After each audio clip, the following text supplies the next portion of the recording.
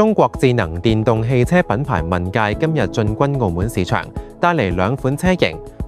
全新智能豪華 SUV M5U Ultra 及旗艦豪華座駕 M9 Ultra。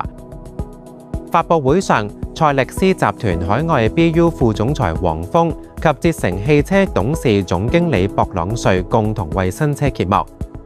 問界新 M5 純電 Ultra 後驅版採用極簡未來主義設計語言，平衡運動感與空間實用性。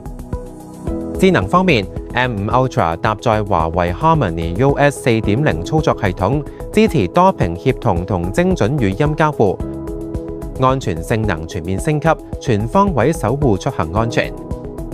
問界 M9 旗艦豪華座駕以天際線設計理念打造，車身採用全鋁合金一體化壓鑄技術，配備華為車語系統 2.0， 通過語音、手勢同車內多屏無縫聯動，打造全場景智能交互體驗。動力系統提供純電與增程雙版本。